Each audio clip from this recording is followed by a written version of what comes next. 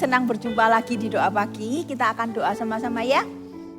Tuhan Yesus, kami mengucap syukur, kami berterima kasih, kami betul-betul bersyukur Tuhan bisa sekali lagi datang menyembah Tuhan dan betul-betul menikmati hadirat-Mu. Hak istimewa bagi kami, berapa lama pun kami sudah punya kesempatan untuk melakukannya, berapa tahun kami jadi orang Kristen, tetap kami mengucap syukur untuk setiap kali kami punya kesempatan mendatangi Tuhan, mendekati Tuhan, menyembah Tuhan yang baik, yang hidup, Tuhan yang perkasa. Kami bersyukur sekali Tuhan. Terima kasih Engkau berkati pagi hari ini dan juga nanti yang mengikuti rirannya Tuhan, berkati sungguh supaya Engkau sendiri yang berbicara dalam hati kami, Engkau Allah yang bekerja dalam kehidupan kami. Terima kasih, di dalam nama Yesus kami mengucap syukur. Terima kasih, amin.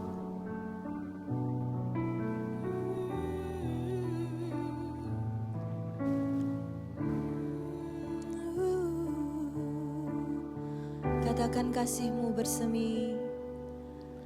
Kasih-Mu bersemi di hatiku, sungguh indah dan mulia.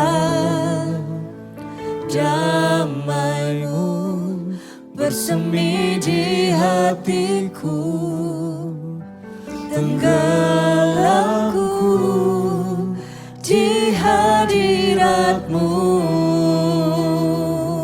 Kasih-Mu Tuhan, kasih-Mu bersemi di hatiku, sungguh indah dan mulia. Damai-Mu bersemi di hatiku, tenggelamku di hadirat-Mu. Engkau terindah, termegah, termulia, termanis.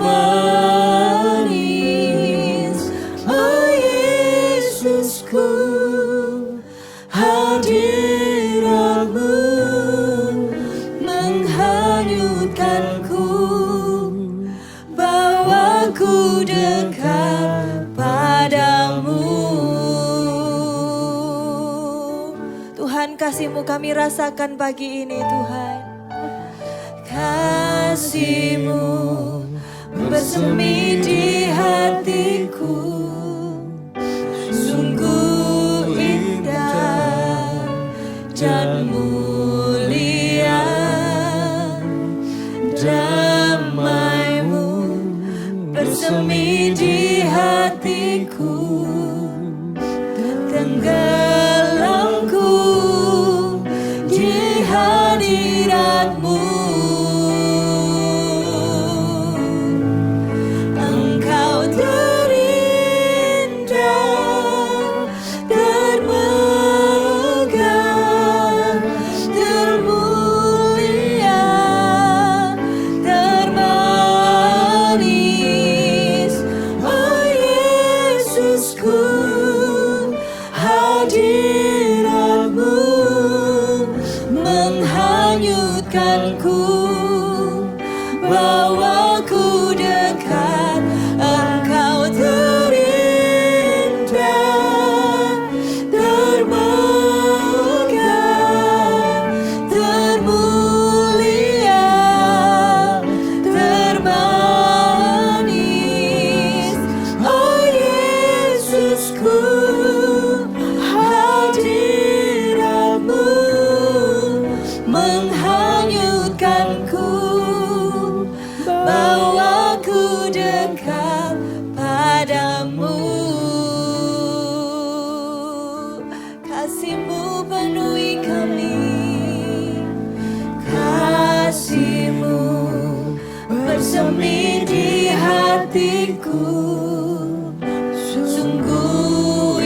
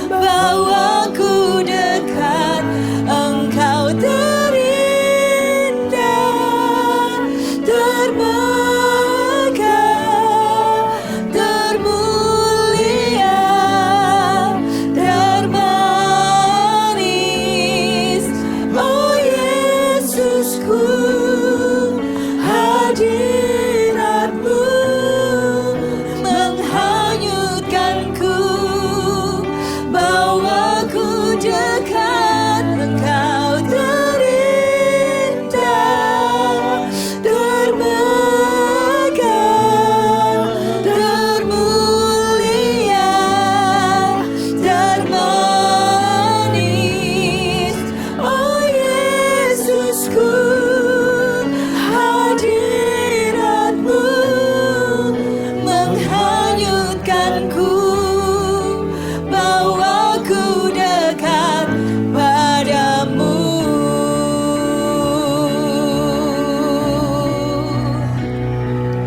Terima kasih buat cinta-Mu yang tanpa batas.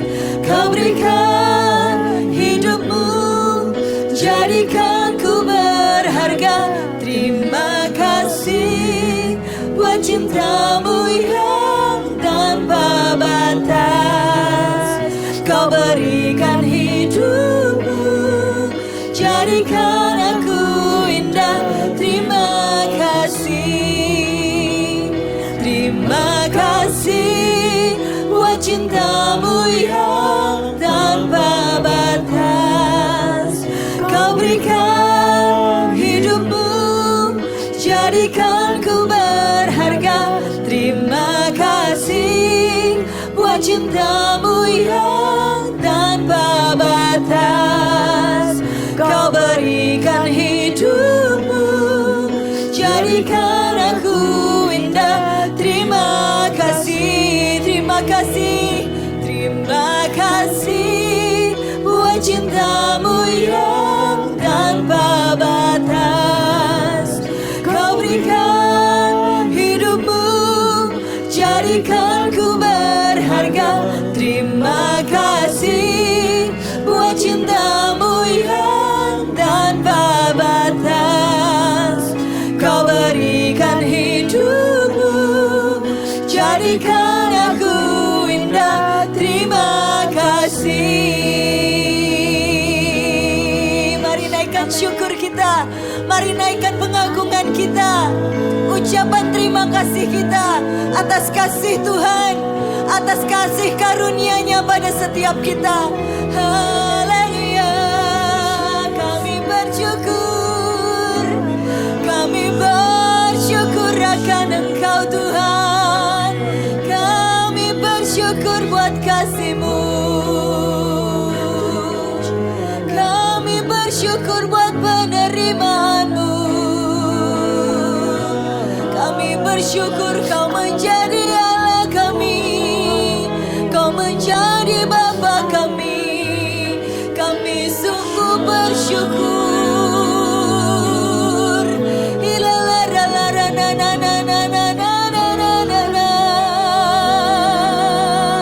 Kami naikkan pujian kami Tuhan, karena hati kami limpahkan syukur kepadamu.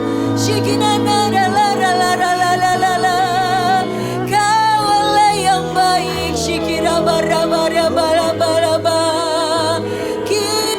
Kau Bapa yang setia?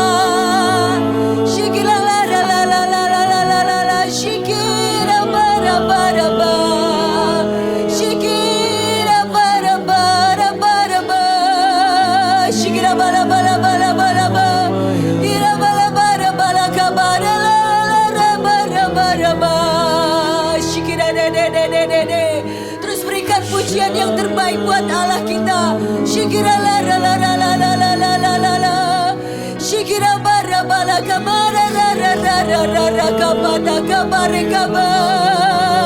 Biar ucapan syukur kita menjadi dupa yang harum sampai ke tahta Tuhan.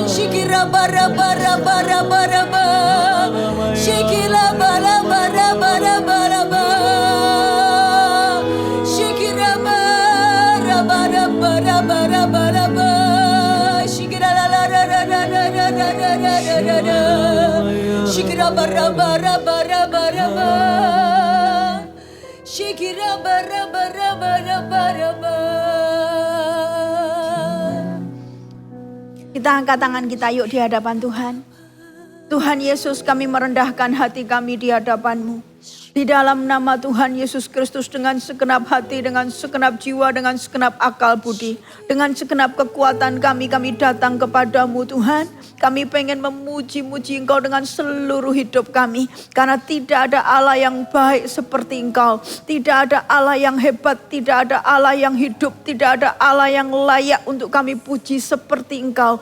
Terima kasih Tuhan, terima kasih. Kami bangga menjadi anak-anak-Mu, kami bangga menjadi pengikut-Mu, kami bangga disebut sebagai anak-anak Allah. Kami bangga Tuhan, kami bersyukur Tuhan, kami berterima kasih. Terima kasih Tuhan, terima kasih melebihi semua bahasa. Kami sungguh berterima kasih. Engkau yang terbaik buat hidup kami Tuhan. Berkati doa pagi hari ini dan semua yang mendengarkan doa pagi hari ini. Engkau berbicara dalam hati kami. Setiap kami yang mendengar akan mendapatkan 1-2 kalimat yang merema dan menjadi berkat buat kehidupan setiap kami. Terima kasih, dalam nama Yesus kami mengucap syukur, kami memberkati penyampaian firman Tuhan dalam waktu yang singkat, tapi biar Tuhan yang berbicara. Terima kasih, dalam nama Yesus, amin. Ya, shalom. Shalom, kita mau belajar sama-sama lagi ya pagi hari ini. Kita mau baca sama-sama di dalam Efesus 2 ayat yang ke-8 sampai 10. Saya bacakan ya. Efesus 2 ayat yang ke-8 sampai 10 saya bacakan. Sebab karena kasih karunia kamu diselamatkan oleh iman. Itu bukan hasil usahamu tetapi pemberian Allah. Itu bukan hasil pekerjaanmu. Jangan ada orang yang memegahkan diri. Karena kita ini buatan Allah, diciptakan dalam Kristus Yesus untuk melakukan pekerjaan baik yang dipersiapkan Allah sebelumnya. Ia mau supaya kita hidup di dalamnya. Perhatikan ya, sebab karena kasih karunia kamu diselamatkan oleh iman. Itu bukan hasil usahamu bla bla bla gitu ya. Nah, saya waktu baca ini saya yakin kita semua orang percaya, orang Kristen gitu ya. Kita tahu bahwa kita ini selamat karena iman. Kita sering mendengar gitu ya, orang ngomong, orang berkhotbah atau kita sendiri yang menyampaikan ini kepada teman-teman kita bahwa kita ini selamat karena kasih karunia. Pertanyaannya, kasih karunia itu apa gitu ya? Kasih karunia itu pemberian yang tidak layak, pemberian yang seharusnya tidak layak kita terima, tapi kita terima. Itu namanya kasih karunia ya. Pemberian yang tidak layak kita terima, tidak seharusnya kita terima, tapi kita menerimanya. Dan itu tanpa syarat.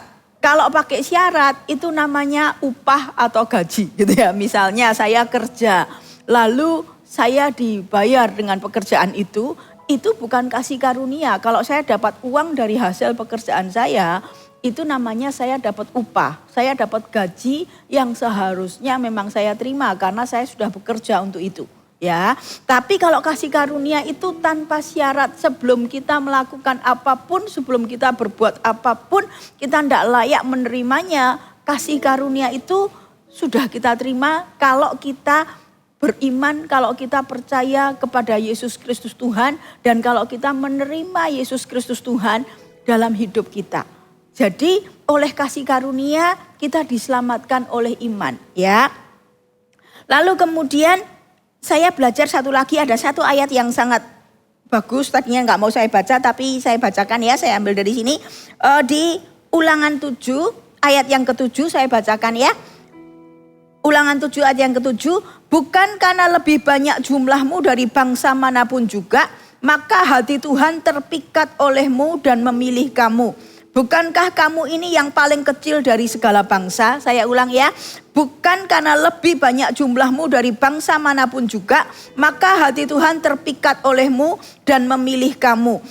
Bukankah kamu ini yang paling kecil dari segala bangsa? Kasih karunia itu tidak menunggu sampai kita sudah bisa membuktikan sesuatu baru kita menerimanya. Kasih karunia tidak menunggu sampai kita mencapai sesuatu baru kita menerimanya. Kasih karunia itu karena iman, tapi itu murni pemberian Tuhan, bukan karena usaha kita, bukan karena perbuatan kita. Ya, bangsa Israel itu dicintai sama Tuhan, dijadikan bangsa pilihan, bahkan Tuhan bilang ini akan menjadi bangsa yang besar. Itu bukan karena sudah besar dulu baru Tuhan tertarik dan kemudian mencintai bangsa Israel. Dikatakan Kamu bukan siapa-siapa sejak kamu masih kecil, sejak kamu belum menjadi apapun. Tuhan sudah menetapkan bahwa aku mengasihi bangsa Israel. Bangsa Israel dipilih sama Tuhan menjadi bangsa pilihan.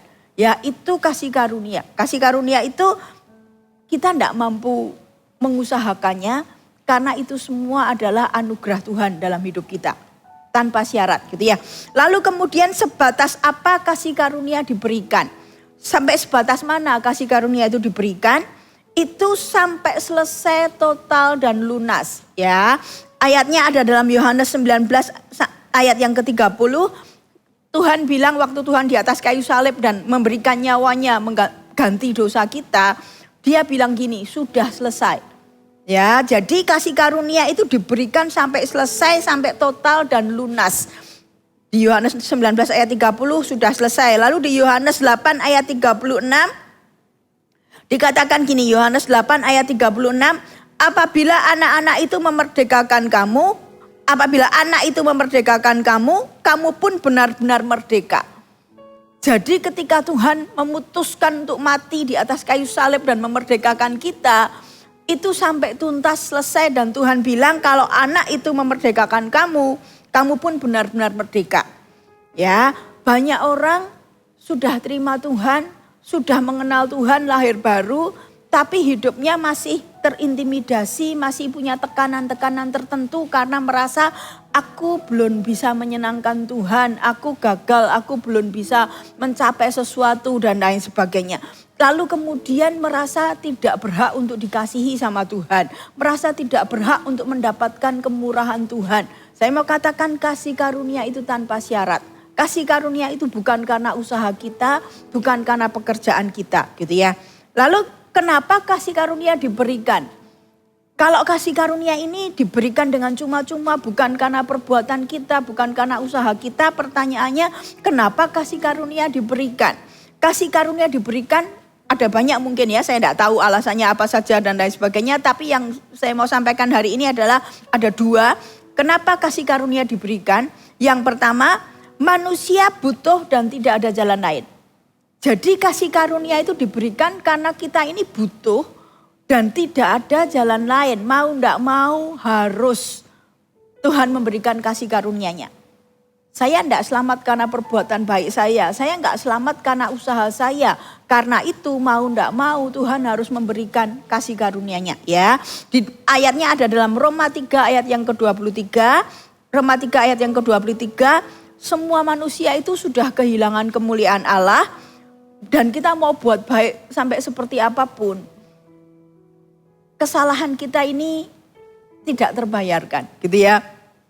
Lalu kemudian dalam Yesaya 64 ayat yang ke-6, kesalahan kita itu pun seperti kain kotor di mata Tuhan. Yesaya 64 ayat 6 itu mengatakan bahwa kesalahan kita pun itu seperti kain kotor di mata Tuhan. Kain kotor di sini artinya seperti kain yang, maaf ya, seperti kain wanita yang sedang datang bulan, yang satu kali pakai buang. Orang tidak ada yang mau pegang itu untuk yang kedua kalinya, ya seperti itu. Lalu kemudian di Ibrani 9 ayat 22, tidak ada pengampunan dosa tanpa penumpahan darah. Lalu di Yohanes 14 ayat 6 dikatakan, akulah jalan dan kebenaran dan hidup, tidak satu orang pun datang kepada Bapa kalau tidak melalui aku. Jadi kenapa kasih karunia diberikan? Karena manusia butuh tapi tidak ada jalan lain. Tidak ada pengampunan dosa tanpa penumpahan darah. Kebaikan kita enggak bawa kita sampai ke surga. Jadi kesalahan kita pun seperti kain kotor di mata Tuhan. Jadi tidak ada jalan lain. Manusia perlu dan tidak ada jalan lain. Jadi Tuhan harus memberikannya. Lalu alasan yang kedua kenapa kasih karunia diberikan adalah karena kasih karunia itu mahal harganya. Ini yang saya kepingin terangkan, seringkali orang bingung. Kita ini selamat karena kasih karunia. Lalu banyak orang itu jadi menganggap ringan, enteng, enggak apa-apa kita berdosa dan lain sebagainya, enggak masalah. Kita selamat bukan karena perbuatan baik kita. Saya mau katakan kasih karunia itu memang diberikan cuma-cuma, bukan karena kebaikan saya, bukan karena perjuangan saya, bukan karena usaha saya. Tapi kenapa kok itu diberikan? Karena itu mahal harganya. Tuhan tahu saya tidak pernah bisa beli yang namanya keselamatan. Orang yang paling kaya di dunia, orang yang merasa paling punya segala sesuatu di dunia pun tidak mampu, tidak bisa membeli kasih karunia. Tidak bisa memberi keselamatan. Membeli keselamatan itu sebabnya kasih karunia diberikan. Ya, jadi saya menyadari sesuatu. Memang kita ini enggak selamat karena perbuatan kita. Kita enggak selamat karena usaha kita. Kita enggak selamat karena perjuangan kita. Kita membuktikan dulu sesuatu dan lain sebagainya. Semuanya karena kasih karunia yang diberikan dengan cuma-cuma. Tapi kita punya tanggung jawab untuk meresponi kasih karunia. Kenapa? Kasih karunia itu diberikan dengan cuma-cuma, bukan karena barang murahan. Kadang-kadang kita kalau diberi sesuatu yang gratis, yang gratisan gitu ya. Oh, kita berpikir bahwa ini barang murahan lah, buang-buang aja juga enggak apa-apa. Aku loh dikasih dengan gratis. Enggak, ya. Saya pengen menekankan ini bahwa kasih karunia itu diberikan karena dia mahal sekali harganya. Tuhan tahu. Tanpa aku kasih karunia, tanpa aku turun dulu memberi engkau kasih karunia untuk bisa menyelamatkanmu. Sebelum kamu buat baik, sebelum kamu berjuang, sebelum kamu berusaha. Tidak ada jalan lain. Jadi itu mahal harganya. Lain ya, saya dikasih barang yang gratisan. Misalnya saya minta tisu gitu ya. Terus kemudian saya dikasih tisu, itu barang gratisan. Kalau saya taruh kelupaan nggak saya bawa, yang ngasih juga nggak akan marah-marah karena merasa pemberiannya kok nggak dihargai. Karena itu barang murah yang orang nggak akan ada yang mempertanyakan itu gitu ya. Tapi kasih karunia ini lain, dia diberikan cuma-cuma bukan karena murahan, justru karena mahal sekali. Tuhan tahu kalau aku nggak memberikannya dengan cuma-cuma, nggak ada orang yang bisa menerimanya. Kalau aku tidak memberikannya dengan cuma-cuma, tidak ada orang yang bisa membelinya. Orang yang paling kaya pun tidak mampu membeli. Orang yang paling merasa dirinya mampu pun, orang yang merasa dirinya paling pinter pun, di dunia ini tidak ada yang sanggup membeli kasih karunia. Di dunia ini tidak ada yang sanggup membeli keselamatan. Itu sebabnya diberikan dengan cuma-cuma. Ya, tangkap ya, berarti diberikan gratis, cuma-cuma bukan karena usaha kita, bukan karena dia barang murahan. Nah, saya menemukan banyak orang Kristen itu kejebak dalam dua hal gitu ya. Ada yang lupa bahwa hidupnya karena kasih karunia. Jadi selama dia ikut Tuhan, dia merasa terus harus membuktikan sesuatu. Dia merasa terus harus menunjukkan kebaikan-kebaikannya apa-apa, seolah-olah dengan semua kebaikannya dia bisa membeli sesuatu. Dan Tuhan bilang enggak, semuanya karena kasih karuniaku. Tapi ada juga yang sebaliknya. Enggak apa-apa, itu kan kasih karunia. Kan bukan karena kebaikan kita, bukan karena perbuatan kita. Lalu mereka hidup sesuka-sukanya dan mereka bilang enggak apa-apa, berdosa aja nanti minta ampun. Toh enggak apa-apa, bukan perbuatan kita kok yang menyelamatkan. Itu artinya kita memandang murah kasih karunia. Sekali lagi saya tekankan, kasih karunia diberikan gratis. Bukan karena barang murah. Diberikan gratis karena mahal, tidak terbeli, tidak mungkin ada orang yang sanggup mendapatkannya. Itu sebabnya Tuhan punya inisiatif, ini harus diberikan gratis.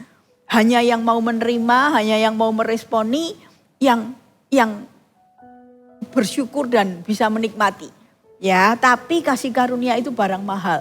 Diberikan cuma-cuma karena barang mahal. Tidak ada yang bisa mendapatkannya. Kalau Tuhan tidak memberikannya dengan cuma-cuma gitu ya.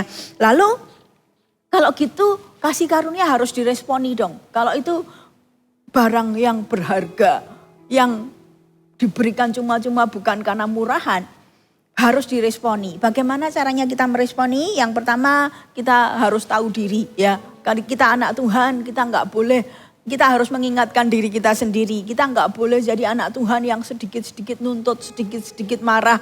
Tuhan kok belum berkati aku, Tuhan kok belum jawab doaku, Tuhan kok tidak dengar doaku, aku minta begini kok nggak terjadi dan lain sebagainya. kita harus tahu diri. Kita meresponi kasih karunia dengan perasaan yang aku tahu diri. Aku ini cuma mendapatkan kemurahan Tuhan. Tanpa kemurahan Tuhan aku ke neraka. Tanpa kasih karunia tidak ada keselamatan dalam hidupku. Ya. Lalu kemudian yang berikutnya lagi adalah kita sadar kita ini diciptakan untuk apa? Kalau kita menghargai kasih karunia, kita sadar kita diciptakan untuk apa? Tadi di dalam Efesus dikatakan, karena kita ini buatan Allah diciptakan dalam Kristus Yesus untuk melakukan pekerjaan yang baik. Jadi walaupun kebaikan saya tidak menyelamatkan saya, tapi kalau saya orang yang sungguh-sungguh menerima kasih karunia, saya pasti akan belajar untuk berbuat kebaikan. Bukan untuk membeli keselamatan, tapi untuk mengucap syukur karena saya sudah diselamatkan. Jadi kalau orang bilang, oh karena kasih karunia, ayo berdosa aja sepuas-puasnya, enggak apa-apa, perbuatan kita tidak menentukan keselamatan. Saya ragu kalau orang itu sudah pernah menerima yang namanya kasih karunia. Kalau kita sungguh menyadari kasih karunia Tuhan yang menyelamatkan hidup kita, kita tahu bahwa Tuhan bilang kita ini diciptakan untuk melakukan perbuatan baik. Kita belajar berbuat baik bukan untuk membeli keselamatan, tapi kita belajar untuk mengerti kebaikan. Kenapa? Karena kita pengen mengucap syukur untuk Allah yang sudah menyelamatkan kita. Itu caranya kita menghargai kasih karunia, gitu ya. Lalu berikutnya lagi, bagaimana kita menyadari kasih karunia? Sadarilah bahwa kita ini terima banyak. Orang yang menyadari terima banyak akan menjadi orang yang paling mudah untuk memberikan banyak kepada Tuhan. Memberikan banyak itu artinya hatinya bisa all out, hatinya bisa bersungguh-sungguh, hatinya bisa bersyukur. Setiap kali dia punya kesempatan untuk mengasihi Tuhan, setiap kali dia punya kesempatan untuk mentaati Tuhan, setiap kali dia punya kesempatan untuk mencintai Tuhan, dia akan sangat bersyukur. Karena dia sadar bahwa aku terima banyak, gitu ya. Dalam Lukas 7 ayat 41 sampai 47, ada satu wanita yang berbuat banyak kepada Tuhan, gitu kan ya, memecahkan buli-buli minyaknya di kakinya Yesus, lalu nangis di kakinya, menyeka kakinya Yesus dengan air mata dan lain sebagainya. Wanita ini betul-betul berbuat banyak habis-habisan buat Tuhan Yesus, gitu ya. Lalu ahli-ahli Taurat mencelakan, kenapa dia melakukan pemborosan begini begitu. Terus Tuhan ngasih perumpamannya gini, kalau ada orang utang 50 dinar sama utang 500 dinar, dua-duanya aku hapuskan hutangnya karena gak bisa bayar. Siapakah yang paling berterima kasih? Dua-duanya pasti berterima kasih karena hutangnya dihapuskan. Tapi yang sadar kalau paling banyak hutangnya, itulah yang akan paling berterima kasih. Ya, kalau kita orang yang menyadari kita ini terima kasih karunia, kita akan menjadi orang yang mudah untuk bersyukur. Ya, perhatikan hidup kita. Kalau kita orang yang masih gampang sekali bersungut-sungut, cek hati kita. Ingat, ya, kita ini terima banyak, gitu ya. Lalu kemudian ada satu contoh lagi. Ya, ini saya lompat aja.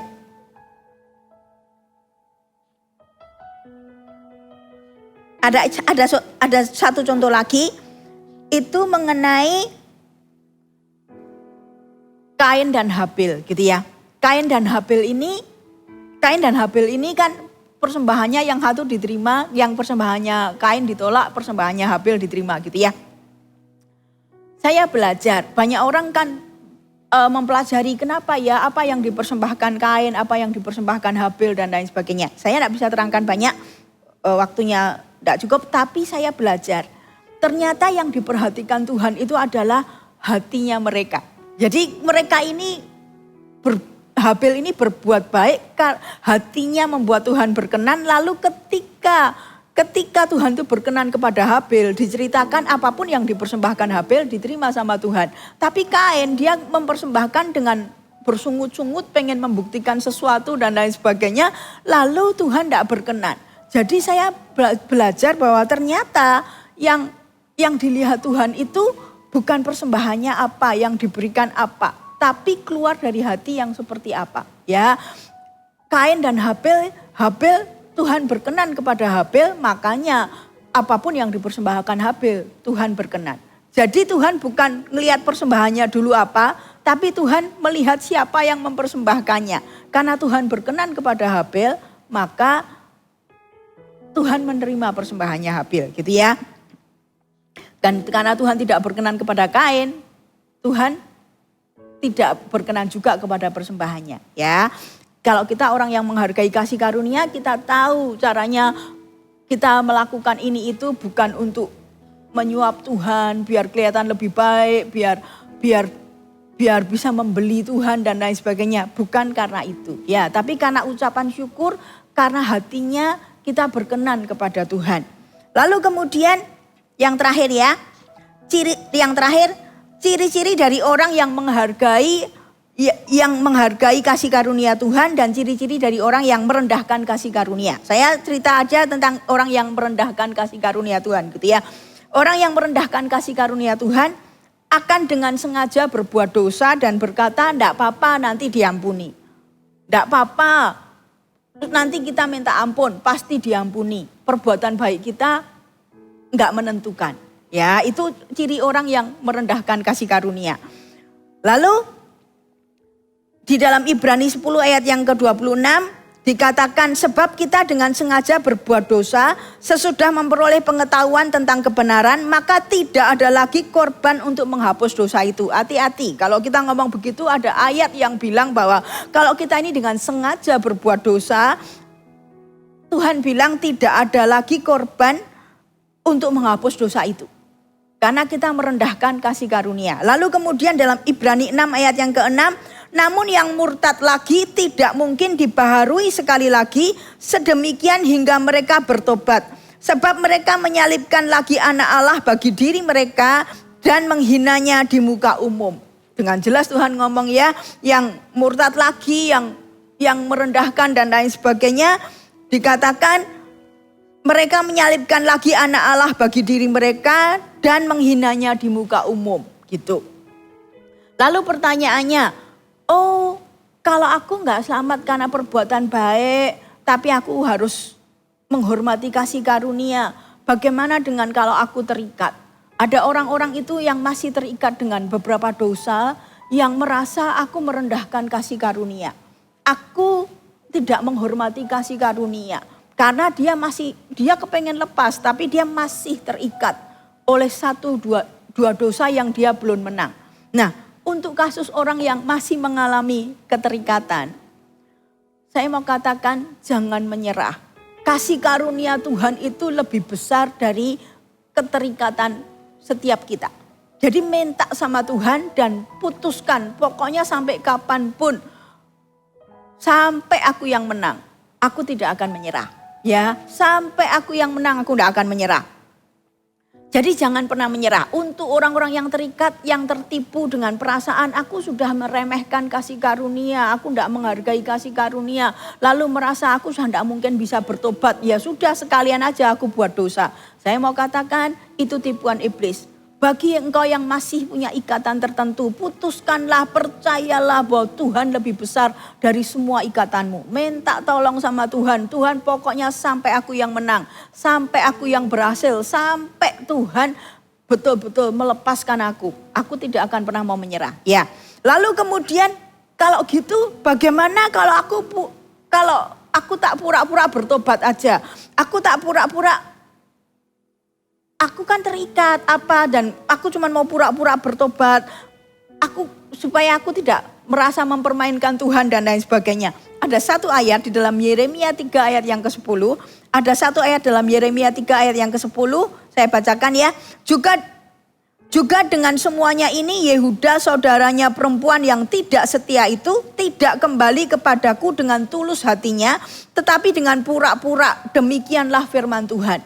Ya, kalau yang sungguh-sungguh terikat, kalau yang sungguh-sungguh hatinya tidak mau mempermainkan Tuhan, tapi masih belum mampu, belum menang dengan satu dosa tertentu, jangan pernah menyerah, minta sama Tuhan, terus datangi Tuhan, terus hampiri Tuhan. Kalau ada setiap kali mendatangi Tuhan, ada perasaan tidak layak dan lain sebagainya, paksakan dirimu untuk datangi Tuhan, Tuhan tidak menolakmu. Ya, sampai Tuhan yang menang. Tapi kalau yang pura-pura, oh kalau gitu aku pura-pura aja. Aku tak pura-pura bertobat. Tapi sebenarnya memang gak mau bertobat. Tuhan dengan jelas bilang, mereka tidak kembali kepadaku dengan tulus hatinya, tetapi dengan pura-pura. Demikianlah firman Tuhan. Dengan kata lain, Tuhan tahu hati kita. Ya, kita pura-pura atau kita sungguh-sungguh bertobat, Tuhan tahu hati kita. Tuhan itu tahu bahkan jumlah rambut di kepala kita. Jadi kita tidak bisa nipu Tuhan. Ya, itu yang saya dapat. Seringkali kita bingung antara selamat karena kasih karunia dengan perbuatan kita gimana. Ada yang tanya, kalau gitu gimana kalau aku ketemu orang yang katanya anak Tuhan tapi hidupnya kayak setan. Tapi dia bilang loh, tapi kan aku selamat karena kasih karunia. Ya, sekarang ngerti ya jawabannya. Kalau sungguh kita orang yang menerima kasih karunia, Tuhan ngajar kita untuk berbuat baik. Tapi perbuatan baik kita bukan untuk membuat kita diselamatkan. Saya tidak selamat kalaupun saya berbuat baik. Keselamatan hanya ada di dalam Tuhan. Diberikan dengan cuma-cuma. Karena Tuhan tahu tidak ada yang bisa menerimanya. Kecuali Tuhan memberikannya. Ya, tangkap ya, kita mau berdoa sungguh-sungguh. Kita angkat tangan kita yuk. Tuhan Yesus, hari ini saya berdoa sungguh-sungguh untuk dua tipe orang ini Tuhan. Ada orang-orang yang memang belum pernah menerima kasih karunia. Karena mereka merasa dirinya, aku enggak pernah buat dosa kok, aku enggak pernah nipu, aku enggak pernah apapun, aku enggak pernah nipu, aku enggak pernah melarikan uang orang, aku enggak pernah nyalai orang dan lain sebagainya. Tuhan, hari ini saya minta untuk tipe orang-orang yang seperti ini. Ingatkanlah kami bahwa kami enggak selamat karena perbuatan baik kami. Kami enggak selamat karena apapun. Tuhan yang bilang di bawah kolong langit ini tidak ada nama yang diberikan Tuhan untuk bisa menyelamatkan kami kecuali nama Yesus. Jadi kami berdoa, saya berdoa sungguh-sungguh Tuhan untuk orang-orang yang mendengarkan doa pagi ini, untuk mereka yang merasa bahwa aku tidak perlu Tuhan karena aku bukan penjahat, aku tidak perlu Tuhan karena aku tidak pernah berbuat sesuatu yang merugikan orang dan lain sebagainya. Saya mau katakan, kebaikan kita tidak pernah membawa kita sampai kepada Tuhan. Saya berdoa kasih karunia Tuhan turun atas setiap kami yang mendengarkan doa pagi ini Tuhan. Biar orang-orang sungguh Engkau yang mengerjakan hati mereka dengan firman-Mu. Saya terbatas tapi Tuhan tidak terbatas Tuhan. Kami berdoa sungguh-sungguh dengan kasih-Mu yang tidak terbatas. Tuhan Kau datangi setiap orang yang merasa dirinya enggak butuh Tuhan. Hari ini mereka menyadari bahwa sungguh kebaikan mereka tidak menyelamatkan mereka. Kebaikan mereka pun tidak membawa mereka sampai kepada Tuhan. Kebaikan kami pun kain kotor di mata-Mu. Terima kasih Tuhan, Kau selamatkan orang-orang yang hari ini berkata bahwa aku tidak perlu Tuhan karena aku orang baik. Aku tidak perlu Tuhan karena aku bukan orang yang jahat. Tuhan, aku berdoa Engkau yang berbicara dalam hati orang-orang ini. Lalu yang kedua, saya berdoa untuk orang-orang yang hatinya cinta Tuhan, hatinya menyadari kasih karunia, tapi dia tidak bisa mendekati Tuhan. Dia merasa sudah ditolak Tuhan, sudah merasa Tuhan sudah tidak mungkin mau mengampuni aku lagi karena masih terikat oleh satu dua dosa yang belum dimenangkan. Aku berdoa hari ini di dalam nama Tuhan Yesus Kristus dengan segenap hati, dengan segenap jiwa, dengan segenap akal budi. Aku berdoa Tuhan di dalam nama Yesus saat ini juga aku minta semua tipuan-tipuan di dalam pikiran mereka yang datang dari kuasa kegelapan, yang membuat mereka menjauhi Tuhan, yang membuat mereka menjauhi kasih karunia, yang membuat mereka merasa ya sudah lanjut aja. Sekalian aku berbuat dosa karena sudah tidak ada lagi pengampunan bagi hidupku. Aku berkata dalam nama Yesus, saat ini juga aku berkata dalam nama Yesus, semua ikatan-ikatan itu lepas di dalam nama Yesus. Tapi aku berdoa yang terutama adalah beri keberanian kepada orang-orang ini untuk terus mendekat kepada Tuhan. Dia akan berkata sampai kapanpun Tuhan, pokoknya sampai Tuhan yang menang. Sampai kapanpun pokoknya sampai Tuhan yang menang. Sampai kapanpun pokoknya sampai Tuhan yang menang. Sebelum Tuhan memenangkan hidupku, sebelum aku terlepas tuntas, aku tidak akan berhenti menghampiri Tuhan. Aku tidak akan berhenti berharap kepada Tuhan. Semua perasaan minder, semua perasaan tidak layak, semua perasaan yang menjauhi Tuhan, semua perasaan yang merasa sudah terlanjur dan menjauhi Tuhan, aku patahkan kuasanya di dalam nama Yesus Kristus Tuhan.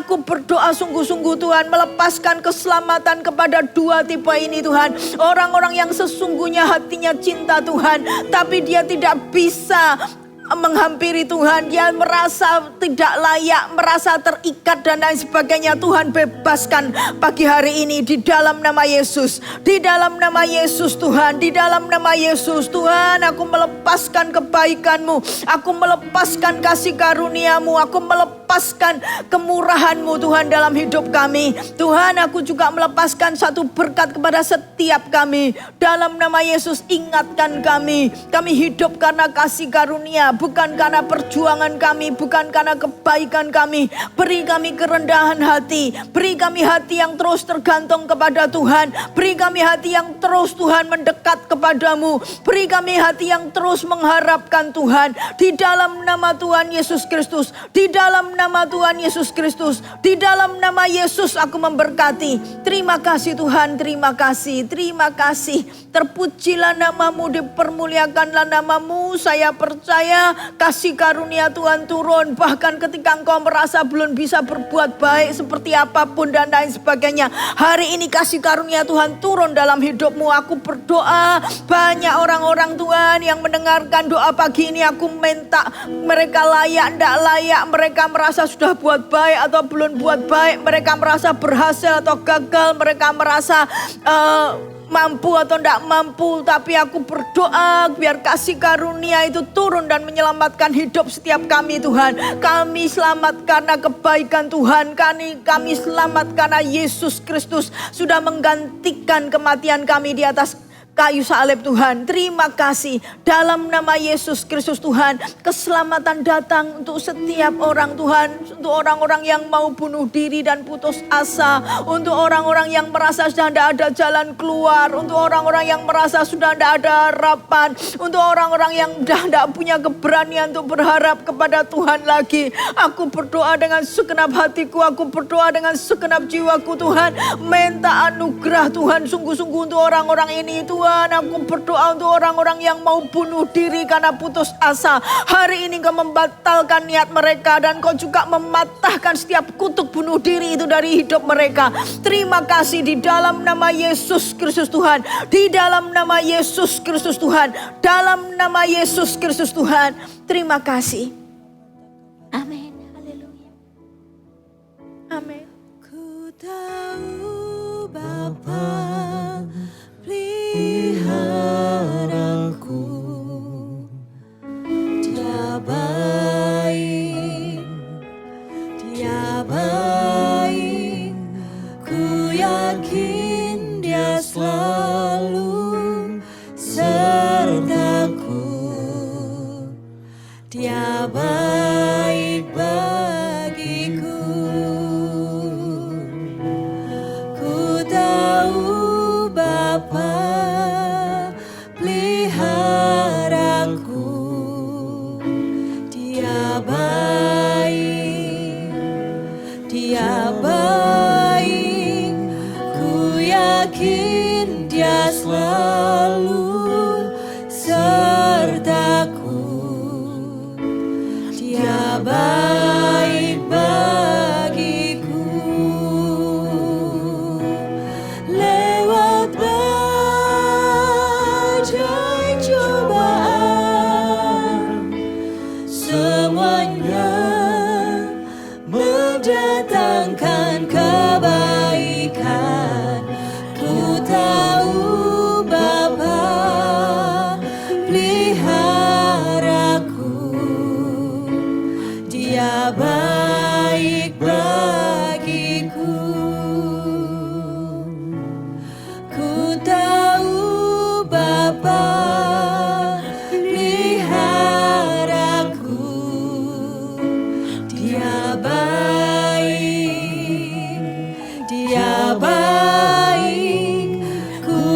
yakin Dia selalu sertaku.